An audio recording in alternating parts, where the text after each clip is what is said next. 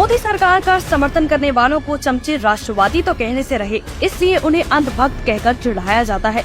लेकिन अंधभक्ति क्या होती है, इसका सबसे बड़ा उदाहरण तो खुद चमचों की दादी इंदिरा थी, जिन्होंने अपनी अंधभक्ति के चलते एक योग गुरु को इतनी पावर दे दी कि उसने संवैधानिक और राजनीतिक अनुष्ठानों को ही पैरों तले रौंद दिया। हम बात कर रहे हैं योग गुरु धीरेन्द्र ब्रह्मचारी के बारे में, जिन्होंने नेहरू के बाद 1958 में इंदिरा को योग सिखाना शुरू किया और देखते ही देखते इंदिरा की उनसे करीबी बढ़ती गई। इंदिरा गांधी पर बायोग्राफी लिखने वाली लेखक कैथरीन फ्रैंक के मुताबिक धीरेन्द्र ब्रह्मचारी से इंदिरा की नजदीकी के चलते उन्हें रासपुतीन कहा जाने लगा था, जो 20वीं सदी में सबसे ताकतवर तांत्रिक माना जाता था। राजनीतिक ठाठबाट। धीरेन्द्र ब्रह्मचारी इंदिरा गांधी के करीबी थे, ऐसे में उन्हें महंगी गाड़ियां, महंगे गिफ्ट मिलते रहते थे। दिल्ली के पॉश इलाके में धीरेन्द्र ब्रह्मचारी की अपनी कोठी थी, जिसमें बड़े बड़े नेताओं का आना जाना था। उनके पास 4 सीटर सेसना, 19 सीटर डॉनियर और मॉल 5 विमान थे, जिससे वो पेरिस, रोम जाते थे।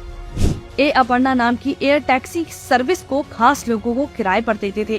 शाह कमीशन की रिपोर्ट के मुताबिक उनका एक एयरक्राफ्ट इंदिरा गांधी के चुनावी क्षेत्र रायबरेली 18 बार गया। इसके अलावा पालन के पास सिलकोरा में उनका अपना प्राइवेट हैंगर था। कटरा और मानतलाई में निजी हेलीपैड और हवाई पट्टियां थी। क्या आप सोच सकते हैं कि उस जमाने में एक योगी बाबा के पास इतनी धन दौलत और पावर कहां से आई, जबकि आज भी अडानी अंबानी के पास अपनी खुद की हवाई पट्टी नहीं है। धीरेन्द्र ब्रह्मचारी को तो कश्मीर में भी निजी हवाई पट्टी बनाने की इजाजत दे दी गई, जो सुरक्षा नियमों को ताक पर रखकर बनाई गई थी, और ये सब कुछ इंदिरा की शय पर हो रहा था। आरोप ये भी है कि जिस एयरक्राफ्ट में संजय गांधी की मौत हुई, वो भी धीरेन्द्र ब्रह्मचारी का ही विमान था, और उनकी मौत के बाद मेनका गांधी को घर से निकालने के पीछे भी धीरेन्द्र ब्रह्मचारी की ही भूमिका थी। राजनीतिक पावर। लेखक मनीषा की किताब profile of Indian prime minister के मुताबिक जब आई.के. गुजराल आवास राज्य मंत्री थे, तब धीरेन्द्र ब्रह्मचारी ने सरकारी जमीन की मांग की थी और गुजराल के इनकार करने पर उनको पद से हटाने की धमकी दी और फिर उनका तबादला कर दिया और उनकी जगह कहना मानने वाले मंत्री ढूंढ लिए गए। 1963 तत्कालीन शिक्षा मंत्री के.एल. शामली द्वारा धीरेन्द्र ब्रह्मचारी से अनुदान की ऑडिट रिपोर्ट मांगने पर उन्हें मंत्रिमंडल से ही बाहर कर दिया गया था। धीरेन्द्र ब्रह्मचारी ने खुद ये बात मानी थी कि उन्होंने एक अफसर को इसलिए बर्खास्त करवा दिया था क्योंकि उन्होंने एक जमीन दिलवाने के मामले में उनकी मदद नहीं की थी। उनका ये दबदबा 1983 तक कायम रहा, लेकिन उसके बाद उन पर विदेशी बंदूकों की स्मगलिंग का आरोप लगा।